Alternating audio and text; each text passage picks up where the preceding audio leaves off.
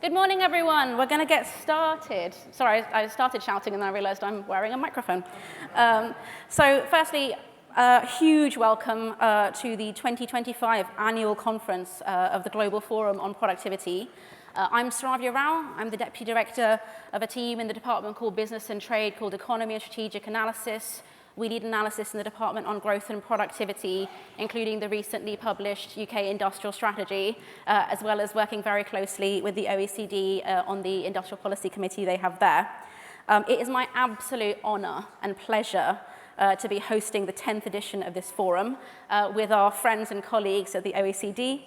The theme this year is the very important and very topical issue of industrial strategies in a globalised world, delivering for all.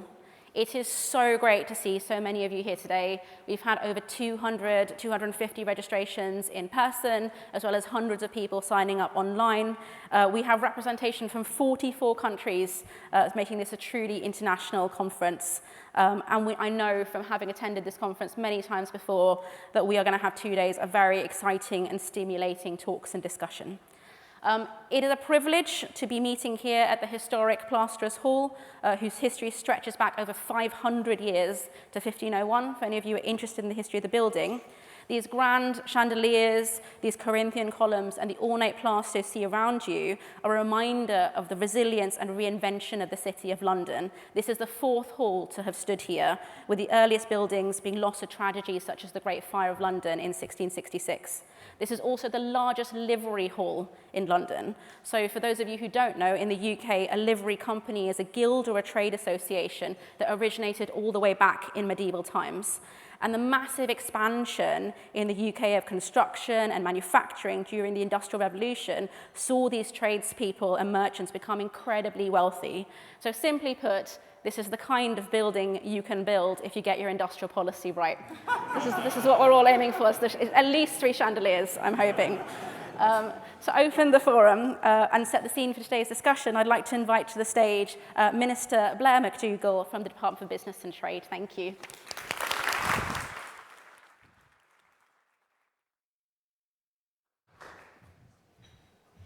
Thank you so much.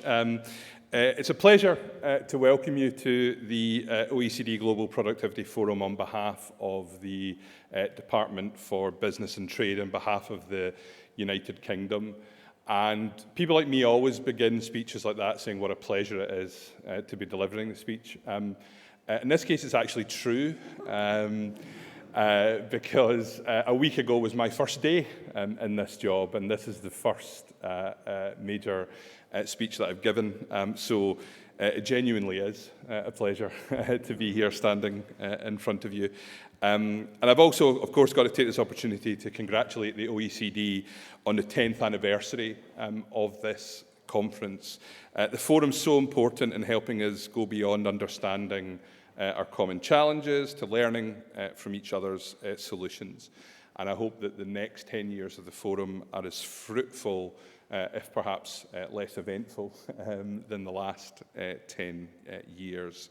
An anniversary, of course, is an opportunity to look back and reflect. What lessons can we learn from those last 10 years? And for the UK, in truth, the last decade offers painful lessons. While I'm new as a minister, I was previously an advisor in this department's predecessor when it was DTI, Department for Trade and Industry. And it seems like a pipe dream now, but back then, productivity was growing in this country by around 2% per year. But then the banking crisis happened. And suddenly, countries around the world were left reeling and trying to stabilise their economies. And in this country, the then coalition government responded with healthy spending cuts, with deregulation, and with a short-term approach to government strategy, which felt like it was about managing decline. A return to growth was always over the horizon. It was always coming soon, tomorrow and tomorrow. And there was never a plan on how we'd get there other than clinging to the austerity that they hoped would eventually, finally come good as a strategy. Other nations also suffered a significant productivity slowdown, of course, but the impact of such an expansive programme of austerity is still being felt here in the UK today. Now, that's all very well trod ground, but I think it's important to remind ourselves of it, because when we talk about the UK's productivity problem, we need to understand that this isn't something that was seeded in the pandemic or that sprung from Brexit. The roots of that challenge are far deeper. Indeed, if over that lost decade we'd managed to maintain that average 2% productivity growth seen previously in the UK, average wages would have been £7,000 a year higher. Annual tax revenues would have been £250 billion higher too. And one, I think, can only imagine the difference that could have made to our health service, our education system, the fabric of our communities, to our citizens' faith in government. But we didn't maintain that productivity growth. Successive governments stood back when they should have led and meddled when they should have left well alone. And so our government inherited an ingrained productivity problem that's all the more difficult now to shift. And that, of course, sits in the context of similar trends across the world. It sits within the context of recent geopolitical instability at a level not seen since the fall of the Berlin Wall. The erosion of the existing order in security, governance, technology, and of course trade disruption that so many countries are now moving to de-risk, diversify, and in some cases decouple supply chains. It's in this context that the UK government created our industrial strategy. The first, I think, and most important feature of that industrial strategy is that we have one in the first place. It offers a vision of government as a positive force for stability and growth, rather than politics as a source of instability and chaos. It's inspired by a determination to break with that past and seize the opportunities of our generation, particularly in the AI revolution and the race to net zero. And we know that this can't be all strategy and no plan. It can't be another one of these government documents that's published as beautiful and glossy and then gathers dust. Ambition has to be matched with action and detail transformed into delivery. And that strategy, the modern industrial strategy, recognizes that low business investment has been the largest single factor holding back growth. And it's little wonder the instability of the early 2020s, coupled with that haphazard policymaking that I described, and insufficient infrastructure investment, made the United Kingdom look like a risky proposition. But looking ahead to the next 10 years, we're working to create the clarity and certainty that potential investors are looking for. That's why we've prioritised 8 specific sectors to invest in. We've chosen sectors that are high potential, that are sustainable and resilient, and we're looking to the future and laying the groundwork for those sectors that will drive our economy in the long term. Those sectors give us the opportunity to think more carefully as well about a sense of place. For a long time, too long, the UK economy has been disproportionately propped up by this city, by London. It's one of the world's great cities. It's a centre of global commerce, of culture, and of creativity. And of course, our financial services sector will always be important for us. It will always remain a significant part of this capital city. But sectors like manufacturing, like clean energy, defence, these are massive opportunities for all cities, all regions, all nations of the UK. And our strategy, as I say, simply doesn't set a course. Past ambitions have failed to reach their destination because they've been faced with obstacles to growth. So we are working to clear the way, reforming our planning regulations to make investment easier, putting government investment into infrastructure to make investment more enticing, and delivering an extra £1.2 billion into skills so the workforce is ready for the future too. The era of austerity is over, and the UK is open for business again. Now, it's the prerogative of the host to present their country's plans in the best light, but we also have the humility to recognise that our challenges are not unique, and that we are not the only ones acting with urgency in the face of an uncertain and unstable world. We've so much to learn from all of you who have come from other countries. And our governments, all of our governments, need to deliver. That's not just a government priority and an economic imperative. It's, I think, now a political responsibility. Across our societies, people have lost hope that government itself can be a force for good in their lives. They feel powerless and angry after years of austerity and disruption. And so addressing the productivity challenge is about so much more than simply growing our economies. It's about restoring that sense of hope in the future. So no pressure at this forum. But I'm optimistic that here in the UK and working together across our nations, together we can address and deliver on that responsibility. Thank you very much and good luck.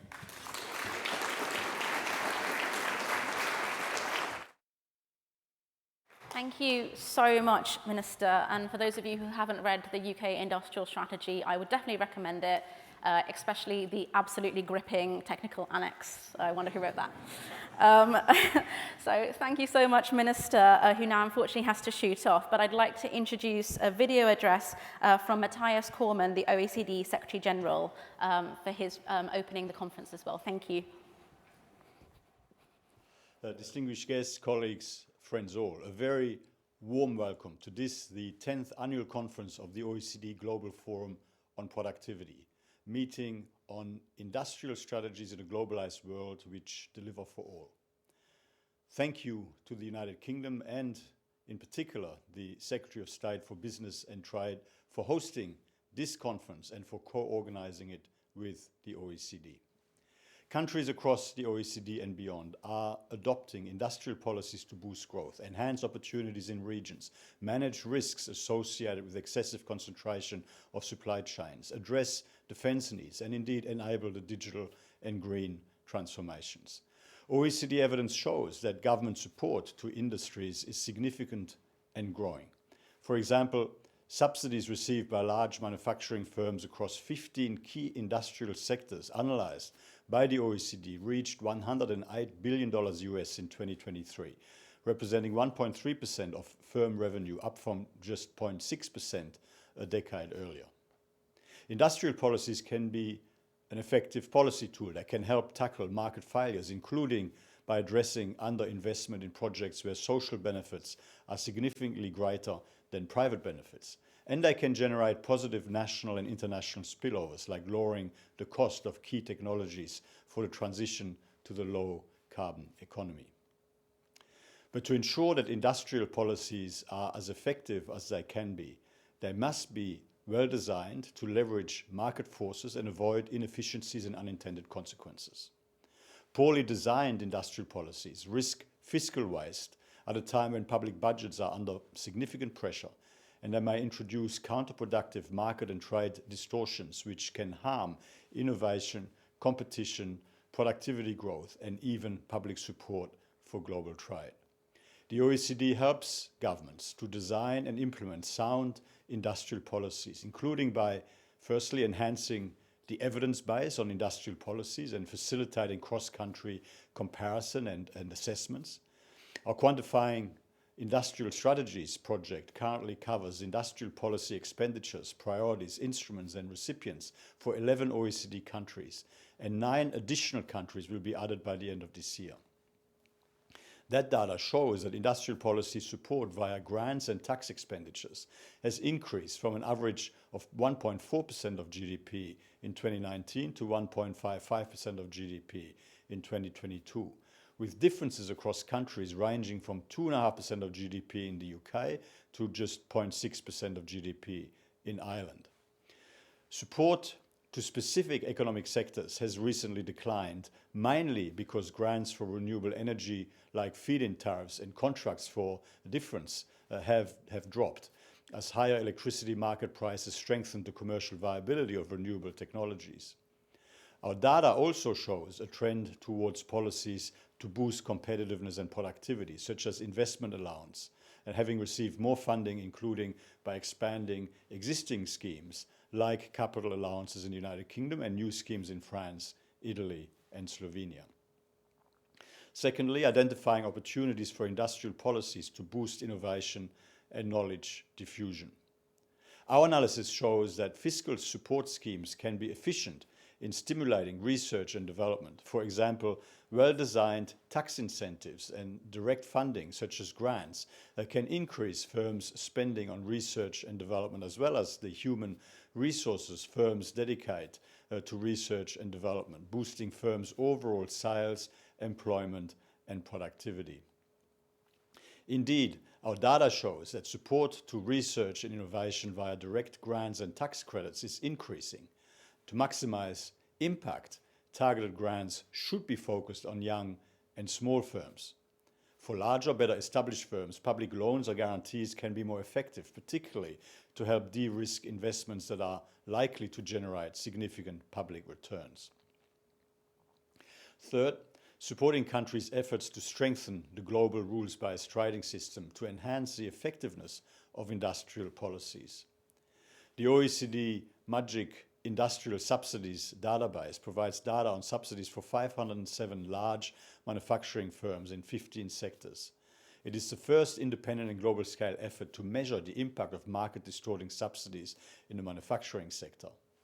Our data shows that these subsidies vary significantly across jurisdictions. About 80% of large manufacturing and industrial firms which have received large subsidies, that is, large manufacturing or industrial firms which have received subsidies representing more than 15% of their revenue, are based in China. This includes firms across the semiconductor, aluminium, glass, and cement industries. Separate OECD work has shown that steel firms in China, on average, receive 10 times the level of support provided to their OECD competitors. The data also shows that these subsidies have enabled Chinese firms to make significant gains in global market share at the expense of OECD-based firms, especially in solar photovoltaic cells, semiconductors, shipbuilding, and steel. There is no easy solution to tackle these market distortions, but the essential first step is to understand the scale of the problem and to engage in data-driven, evidence-based conversations in support of reforms to help deliver a better, fairer, rules-based global trading environment. In closing, as countries look to deploy industrial policies to help achieve economic, environmental, and societal objectives, governments need to design these policies carefully to ensure that they achieve their objectives in ways that are fiscally sound and with minimal market distortions. Today's conference will be a great opportunity to hear from experts about industrial policy effectiveness and design and discuss amongst you how to do industrial policy right. My very best wishes for positive, productive discussions.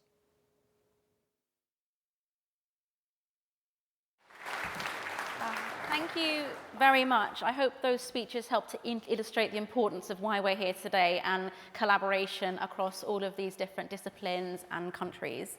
We have a very full, exciting day ahead of us with sessions on market dynamism, business investment, a reflection session on 10 years of the GFP, and delivering industrial policy in practice with a very exciting and, dare I say, cool range of speakers. But before we do that, there's some housekeeping notices. Woo! Obviously, thank you so much for coming today. For those of you in the room, really grateful if you could be as present as possible. Please do keep your phones on silent or ideally switched off. If you need to leave the room, please do that and come back as quickly and quietly as you can. A reminder that this event is also being live streamed and will be put on the OECD website at a future date. We will also be sharing the slides, and there are some photographers roaming around today taking photos which will be put on social media, so please do be aware of that. There is Wi-Fi available, and you can get the passcode to that at the front desk registration. Throughout the event, how it's mainly going to work is we will have a chair who will introduce a set of speakers, who will give a short set of presentations, and then we will open up to Q&A. If you are in the room, please raise your hands, and we'll have a couple of members of the team floating around with mics who can ask you to give your question, or alternatively, and for those online, you can ask questions via Slido. There'll be a QR code on the screen, and the chair will select those questions. When you are asking a question, please do introduce yourself with your name and your organization, and a very strong reminder to keep those questions brief and make sure they are actually questions. Refreshments will be available in that next room, and please do use all of those 3-4 rooms out there to mingle, as there are so many of you here today. Do take the opportunity to network and chat to people you've never met before. There is such an exciting group of people here, and it's a very friendly crowd. Please be promptly back to your seats. We'll do announcements via PA, and a small army of volunteers will be gently and then not so gently herding you back. Please don't be offended by that. There's a charging station by the registration desks. If you want to charge your mobile phones, please put those back at the end of the day. And there are no scheduled fire alarms, so if there is a fire, please follow the staff who will direct you to the exit. And the toilets, as you all know, are on either side of the registration desk when you came in. Finally, if you have any questions, if you see anyone with the lanyard I'm not wearing, with a blue lanyard with a red stripe at the bottom that says staff, just ask. They might not know the questions, but they will find someone who will. And that's it. Thank you very much. Let's go. Thank you. So we're going to open our session today with the keynote address, and to introduce our speaker, I will introduce first the chair of the session, Alain de Serres, Acting Director, Economics Department, OECD. Thank you.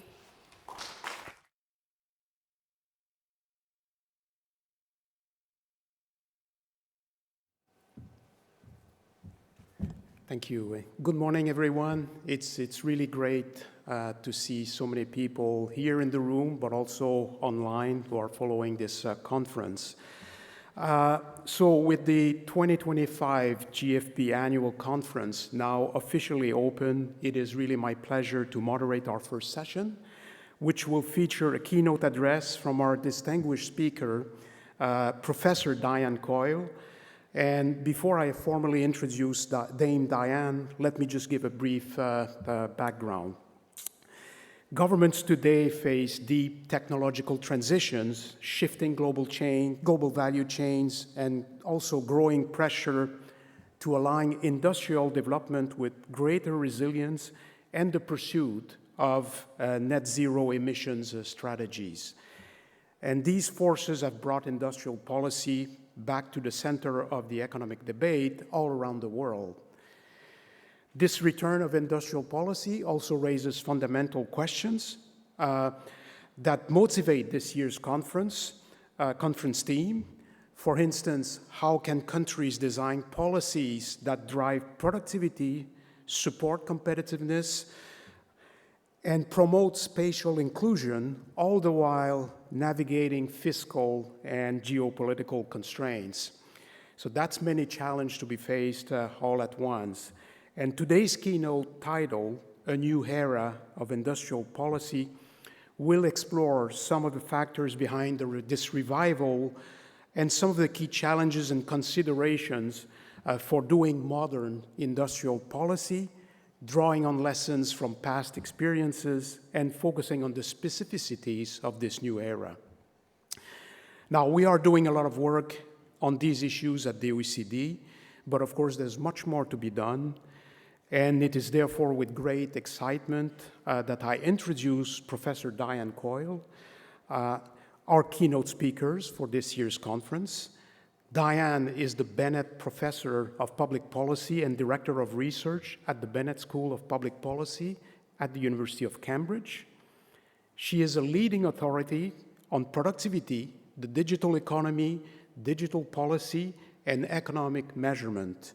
Since her first book, The Weightless World, published in 1997, Diane has been at the forefront of analyzing the effects of digital technologies on the economy, always motivated by the central question, what does it take for the economy to improve and who benefits? Her very latest book, The Measure of Progress, Counting What Really Matters, was published earlier this year. Alongside her scholarly contributions, Diane serves on the UK government's Industrial Strategy Advisory Council, the New Towns Task Force, and advises the Competition and Markets Authority. So, Dame Diane, we look forward to your main insights. The floor is yours. You have approximately 30 minutes, and this will be followed by Q&A. Welcome.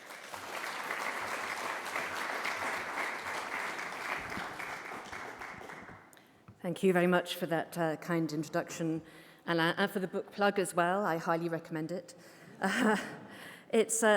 It is indeed a great pleasure to be here speaking to you, and a little daunting given the expertise in the room and watching online. But I'm just thrilled to have this opportunity to set the scene at quite a high level for the next couple of days' discussions. So, a new era of industrial policy. And I think the first point is the one that Alain has already made. There's just a lot more of it. There are a number of ways of counting. So the OECD database is counting policies. This is Simon Evernet's database looking at mentions of industrial policy in major newspapers. There was an acceleration in the mid-2000s, perhaps, an acceleration in the mid-2010s, but the strong upward trend here is very clear. And most of these policies are being introduced by the OECD economies rather than developing economies. Countries differ in their preferred instruments, there's variety, but this trend is pretty clear. So one question is why? Why is it happening now? And history, I think, is always overdetermined. There are several reasons why industrial policy has come back after a period of some 40 years in the wilderness. One is the succession of economic shocks, obviously, that we have experienced. The financial crisis, the 2012 Eurozone crisis, COVID, the Russian invasion, the trade shocks that are being experienced now. So that's a lot of headwinds, a lot for governments to respond to. The second obvious reason is the technology. And we've had waves of digital-related technologies since I wrote that first book, An Unbelievable almost 30 years ago. A key turning point for me was 2007, when we had that iconic Steve Jobs press conference where he held up the first iPhone, the first smartphone, and at the same time, the spread of 3G networks created the possibility for all of us to spend so much of our time online, on the move, but also the new kinds of business models that enabled. But now, of course, we've got generative AI and the uncertainties, but the likely disruptions that is going to bring. And then the geopolitics and the politics. The increasing geopolitical tensions, triggered in part by trade interventions, is encouraging a zero-sum perspective in some cases and a focus in all cases on national strengths in this world, in this global, not deglobalizing, but shifting economy. What are the national strengths to play to? And then, of course, the politics as well. So the first image here is from Occupy Wall Street, 2011. The second image is the Gilets Jaunes, 2018 to 2019. And politics has not got any more stable since then. So that's the context. That's why I think we're all talking about industrial strategies now. But what are the economic rationales? Why should we be reintroducing industrial strategies? And I'm going to touch on three key areas: the technology, the productivity slowdown, which the minister talked about in his introduction, and the fact that actually markets are not working well in all kinds of ways. So first of all, the technology. I could have shown you any number of charts with this kind of upward trajectory. AI adoption. This one is robotics in China. I think robotics is an area to look at very exciting applications of generative AI because the technology, the haptics and so on have advanced, but at the same time, the ability to have software responding in real time has advanced as well. But this technology comes in waves, and I don't think those waves are slowing down at all. It's the use of the technology that matters.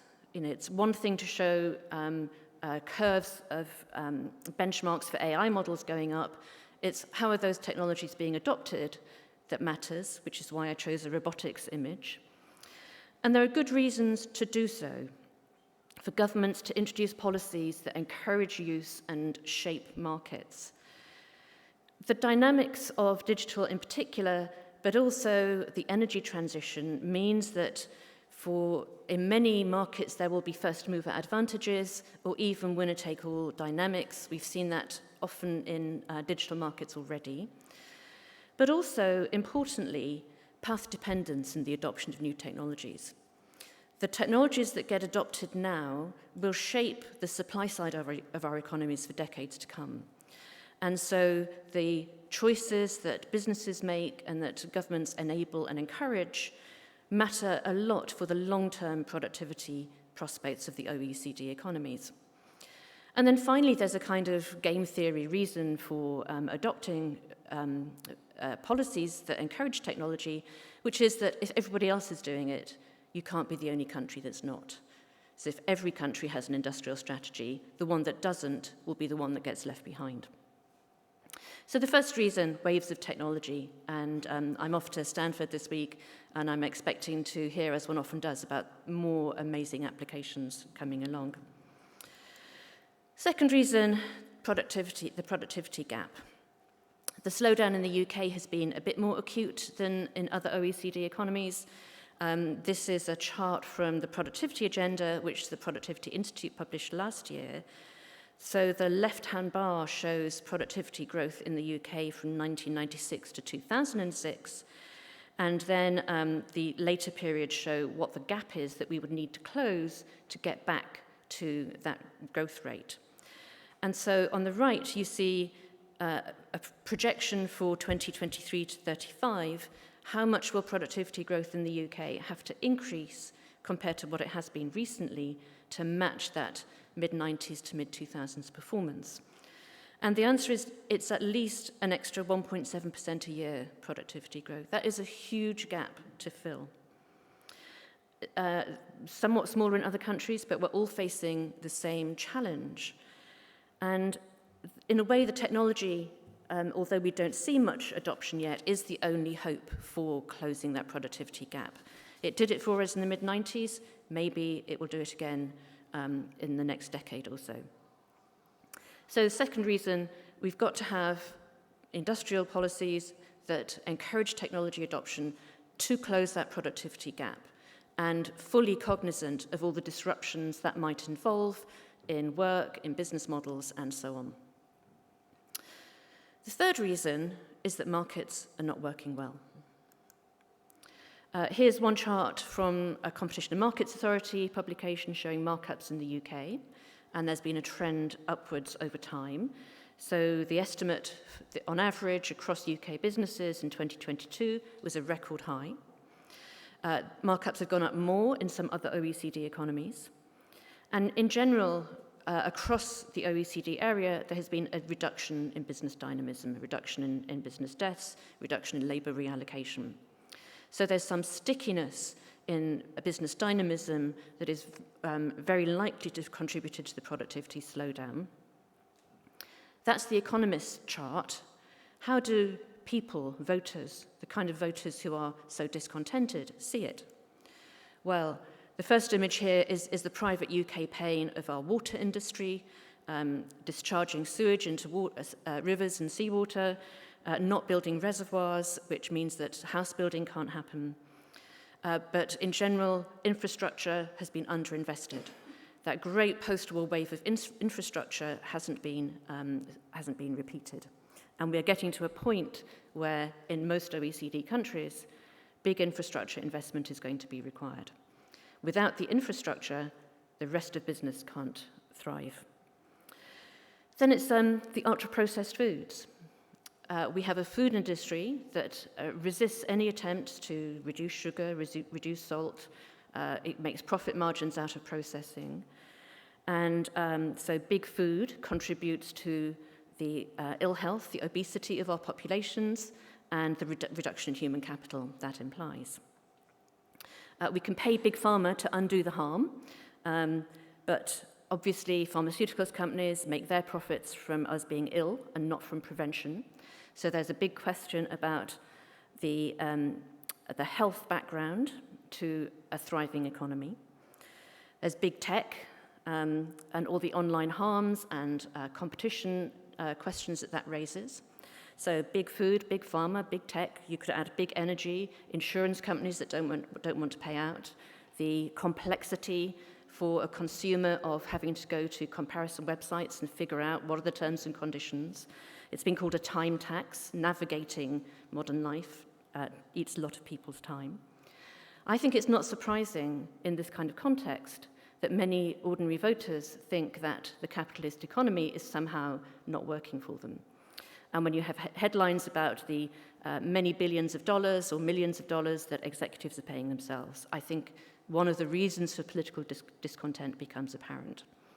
So the rationale here for industrial policies is that these policies have to start growing productivity, accommodating new technological waves, and making sure that those productivity gains translate into benefits for all of the voters in our economies.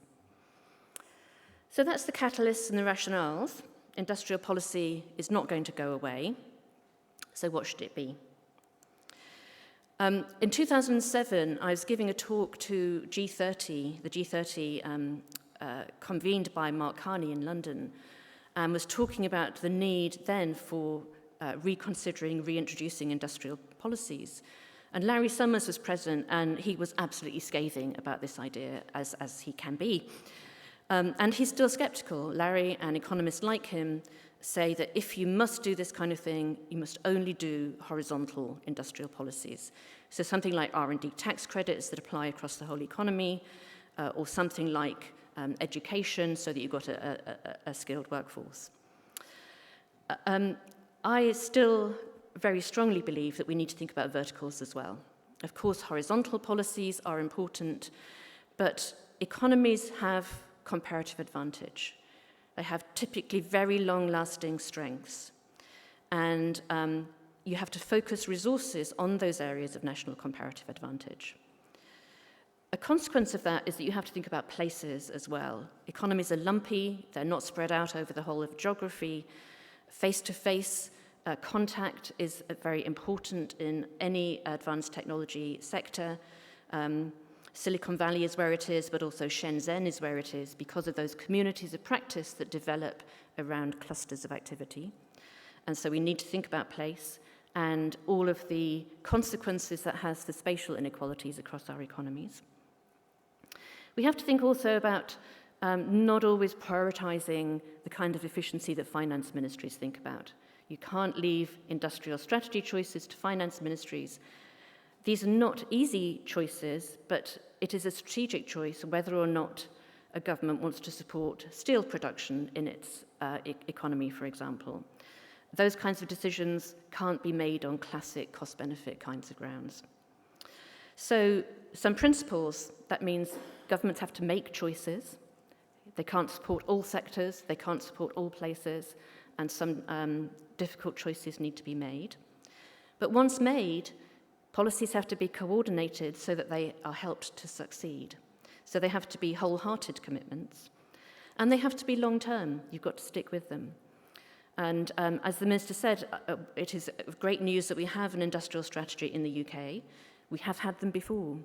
And the challenge for all of us is to navigate the political tensions, the immediate problems, to ensure that strategies are strategies and not tactics. And that, I think, is one of the most difficult things. But there are some lessons that we can take from the past. And I'm going to dwell a little bit on some of those. The first one is about standards. Standard setting is a powerful tool at times of technological transition. The GSM example in Europe, where the Commission convened the industry to set a common standard for mobile telephony, and this allowed European mobile use to spread faster than in the US, where there were competing standards for quite a while. It also enabled a global market to develop. Economies of scale and learning by doing meant that prices came down very quickly. So the mobile revolution was significantly helped by the creation of a standard that grew the market and de-risked investment. So standards are important, and I think there are lots of opportunities in areas like the clean transition to think about that. Public infrastructure, I've always mentioned. It's often privately funded, of course, and privately owned, but it needs to be coordinated and linked to industrial policy choices. Because if we don't have, for example, a grid that can sustain AI use, we're not going to have the AI use. So you can't have a policy for AI without having a policy for electricity and water, and how you're going to coordinate those. The COVID vaccine is a great example of the agency that governments have when they set their mind to achieving something very quickly. Public-private partnerships everywhere, but enabled by government action, whether it's the Vaccines Task Force here, Warp Speed in America, and the invocation of the Defence Production Act by the President at the time. These can be very effective. And this is a mindset change from where many governments have been and where many officials have been for the 40 years or so since 1980.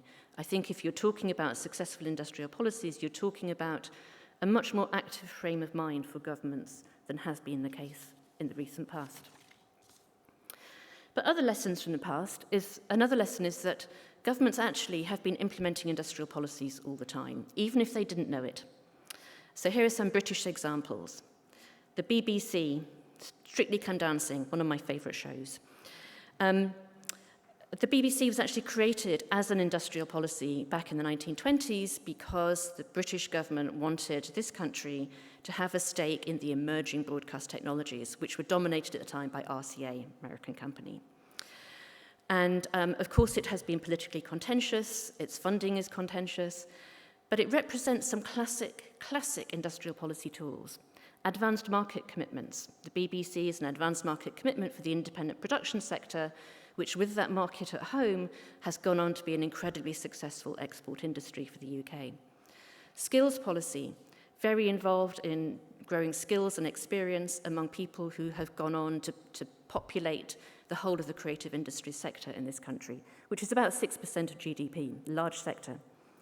And market shaping, having the BBC and other public service broadcasters has meant that the market has many different competing business models, different technologies. It's a very healthy, dynamic ecosystem, not a monoculture of business practices. The City of London, which the Minister spoke about already, and again, not often thought of as an industrial policy, but has had massive infrastructure investment specific to London, planning permission for the building of the modern city and then Canary Wharf in the 1980s onwards. A regulatory environment which is probably not so friendly now, but has in the not very recent past been incredibly friendly to the growth of the sector.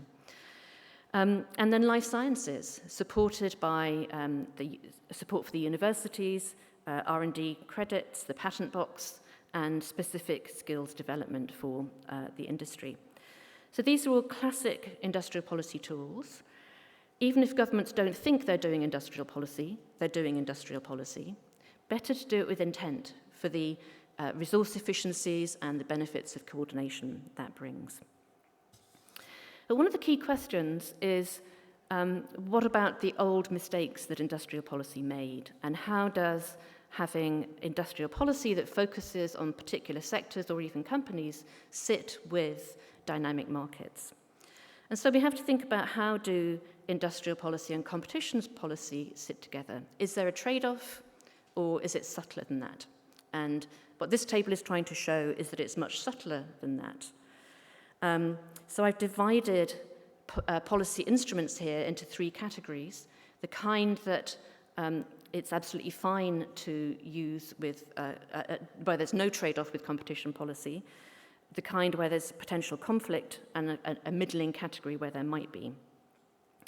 And a lot of the answer about how to resolve any tensions lies in the design of the instruments themselves. So you'll see that here, regulation is in both the first and the third column. So regulation that sets standards, regulation about interoperability is pro-competitive. And an example here might be the open banking framework in the UK, which has enabled fintechs to start to get into the market, versus regulation which puts up entry barriers. And here again, there are examples of financial regulation that clearly form entry barriers to others entering and growing in the market. And the message to take away from this is that policy instruments, it's not just a question of choosing which instruments you use, but how are they designed and implemented as well. Can you design them to encourage as much as possible market dynamism? Some markets are characterized by huge economies of scale, steel being one of them, but there are others. And so there, the competition that you need to think about might not be national competition policy, but what is the global competition environment? And a lot of the success of the Southeast Asian industrial policies was exactly that they made sure to expose their companies to global competition. So modern industrial policy needs a modern competition policy as well. And the framework for competition policy is changing and needs to change. On the left-hand side here, I've set out the classic framework for competition policies now applied by independent agencies across the OECD. There's a national legal framework, but the analysis, the economic analysis in particular, is universalist and highly technical. The standard used is the consumer surplus standard, which has focused typically on price reductions, but can also include things like range of goods and quality. In most cases, the decisions have been blind to the nationality of the owner, or that's been starting to change in recent years. And it's been a sort of static analysis. Competition policy looks 3 years or so ahead, but in markets that are not being absolutely transformed by new technological and indeed geopolitical possibilities, and without a view to that path dependence that we are seeing in so many markets now. And so the new framework needs to acknowledge all of these new realities: the global markets, the importance of supply chains and ecosystems, the path dependence, the fact that in most digital markets we now have dominance by American or Chinese giant companies, the importance of thinking about national capabilities, what communities of engineering practice do you want to root in your own economy, thinking about outcomes like productivity, resilience, innovation, the prospects for small producers or workers on in the case of digital platforms. So the consumer welfare standard is insufficient to think about these kinds of long-term supply-side architectures of our economies. Problems about paying for nature in particular, for the clean transition, we have been not paying at all for nature. So if we want to start to take account of some of those externalities, that implies higher prices, not a comfortable place for competition authorities. But above all, to think about the way that competition decisions will play a very key part in shaping the markets and the national economy. So this is not a comfortable transition for the competition policy community, which has quite a fixed way of thinking about things and a very technical way of thinking about things, because these are judgments, they're not technical decisions. And so working out the accountability and the responsiveness of competition authority decisions to the broader strategic questions, I think is an open challenge for policymakers. But we are, whether we like it or not, in an era of structural change. This is why we're here today and talking about industrial policies. The technocratic analysis is inadequate to provide the answers about which policies to introduce. We need to find a way of combining technical analysis, evidence with those value judgments. We need a very forward-looking kind of analysis. This moment that we're in is going to determine living standards, productivity in our economies for a long time ahead. A point about the standard of evidence in competition cases, the legal standards always look backwards and want documentary evidence. We need to be forward-looking, and bringing evidence to bear on that forward-looking policy framing is another challenge. Governments are going to have to place some bets. There won't be a correct answer to all of these decisions. That might be about standards, it might be about markets that tip, but there'll be some choices to make, and when they're made, they need to be stuck with and helped, encouraged as much as possible. And finally, there may be some trade-offs, there will be some trade-offs between industrial strategies and competition policies. But if you don't have a strong competition policy strongly enforced, then industrial policies are going to fail. We will go back to the kind of mistakes we experienced in the past. So just to wrap up, it's difficult to do policy well. Data for analysis is lacking.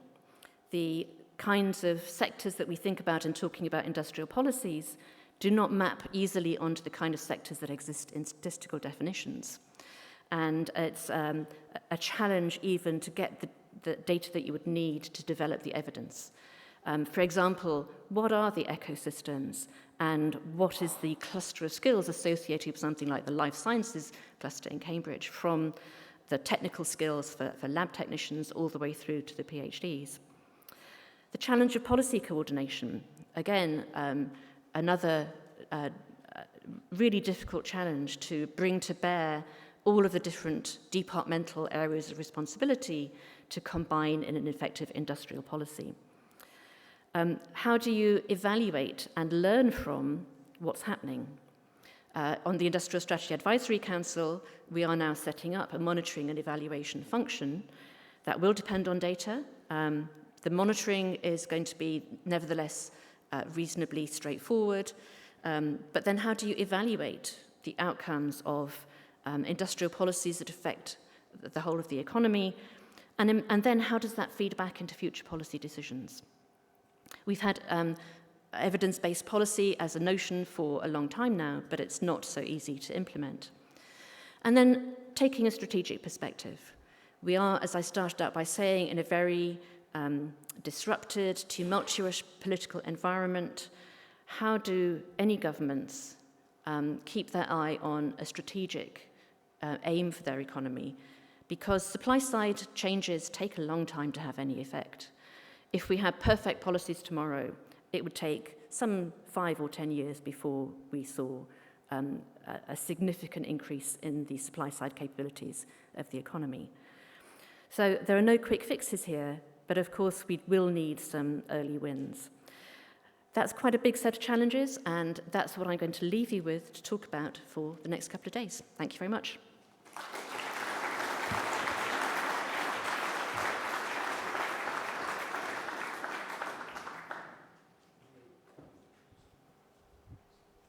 Yeah, okay, it works. Yeah, great. Thank you very much, Diane, for this insightful presentation. We now have about 10 minutes for questions from the floor or online.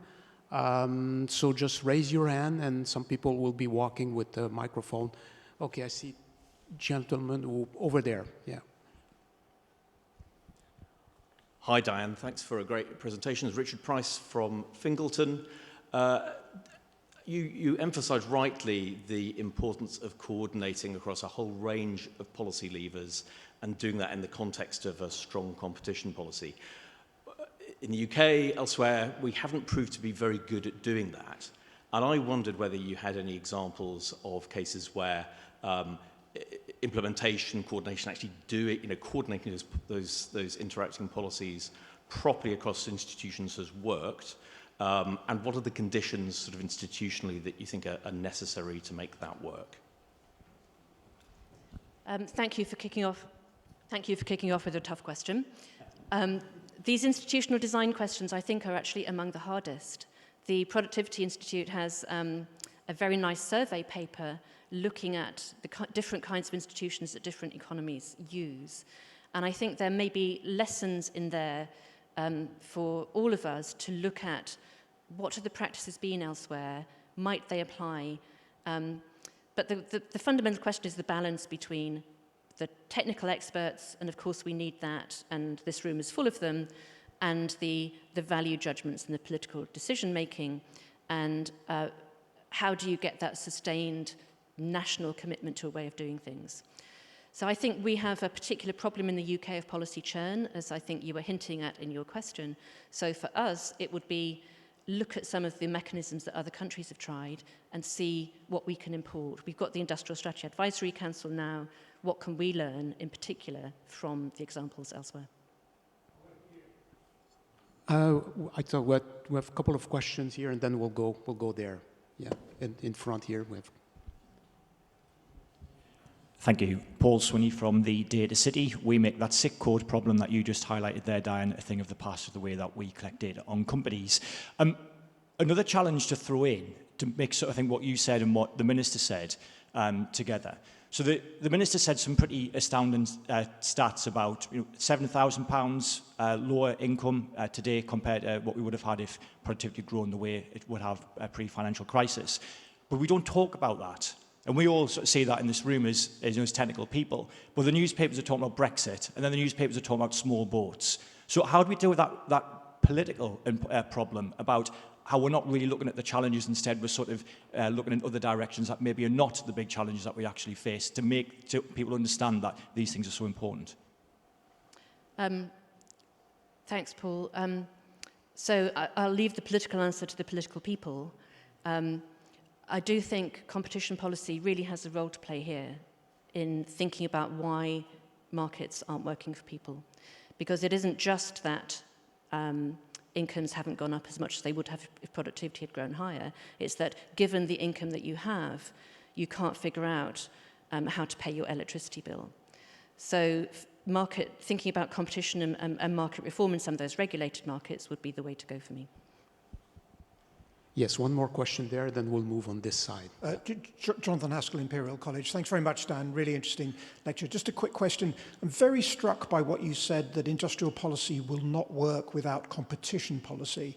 Doesn't that inevitably point you towards more horizontal styles of industrial policy, because vertical styles of policy might get in the way of a strong competition policy? Thanks very much. Thanks, Jonathan. I don't actually agree with that, because when you're talking about verticals, you're talking about sectors like, as we are here, advanced manufacturing or the creative industries. You can have creative markets and competitive markets in sectors that are defined so broadly. I do think it makes absolute sense for countries to have a clear view of what their comparative advantages are. Okay, on this side here now, yeah. Salvatore Zecchini, formerly University of Rome.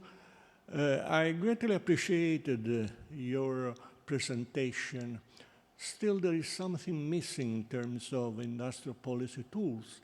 That has to do with the tariffs, quotas, and absolutely import substitution. Furthermore, we have seen that once the US introduced the IRA, Europe was forced to follow suit. So the external market cannot be taken out of the way. How would this and the new attitude by the US president would impact what you said in your presentation? Thank you very much. Thank you. That's a great question, and you're quite right. I didn't touch on the external dimension at all.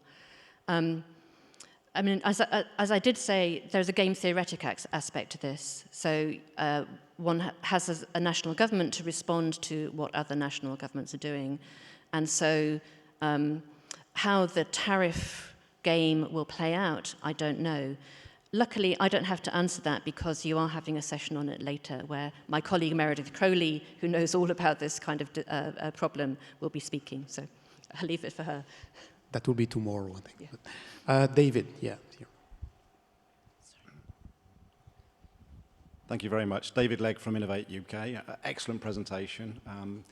Question about spillovers and knowledge diffusion, and to the extent that can help to boost productivity. We saw during COVID, during the lockdown period with the ventilator challenge, we had Formula One engineers reverse engineering medical devices that they probably would have never looked at before. And so a huge kind of knowledge, and they were really successful. So there are opportunities for getting this cross-sector fertilization of ideas And one of the constraints, I think, on the UK has been that lack of knowledge diffusion. We have some brilliant things locked up in universities. How can we unlock it? How can we get more businesses engaged to see more open innovation as well? I'm a big believer, thank you David for the question, I'm a big believer in people talking to each other and the kinds of network structures that you get in places, whether it's just the cafe or something more formal than that, or trade associations. Actually, Paul gave his company a little bit of PR there for the sick code replacement data. I think actually sectors are in a way not what we need to know. It's what are those geographically located clusters and supply chain structures where we really don't know enough about how our economies are operating. Okay, with the powerful beams showing lights here, I almost need sunglasses to see, but I'm looking. Okay, there we have one more question. Hi, my name is Melissa Vega from the Central Bank of Costa Rica. Thank you for the presentation. I want to do a question more related to Latin America. When we discuss about industrial policies, there is always this component about corruption that is very hard to deal with. So I don't know if you have any thoughts about that additional layer of complexity that we face in our region. Thank you. Yes, thank you. And in a way, that's a more universal problem because powerful incumbent companies, large incumbent companies, always have the ear of their governments and will tend to get policies shaped in ways that favor them, even if it's not what we might call crony capitalism. And, you know, Jonathan pointed out earlier the reason for favoring horizontal policies in terms of competition, but the reason for favoring horizontal policies as well is that it helps you step back from talking about supporting individual companies. But the key is not sectors for me, it's lobbying, transparency, and understanding that what's good for incumbents is not necessarily what's good for the sector. So, for example, in AI, very easy to talk about wanting AI to grow, but there'll be a big difference in how markets operate outside of the United States if that's done by large American tech companies or it's done in a competitive digital market with startups and scale-ups in domestic companies. Great. So these are many very good questions that I think will be addressed, many of them at least during the rest of the 2 days of the conference. So please join me again in thanking Diane for this great opening.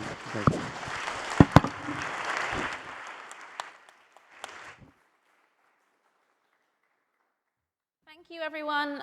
We are now going to break for coffee. Please be promptly back here at 11 o'clock. Thank you.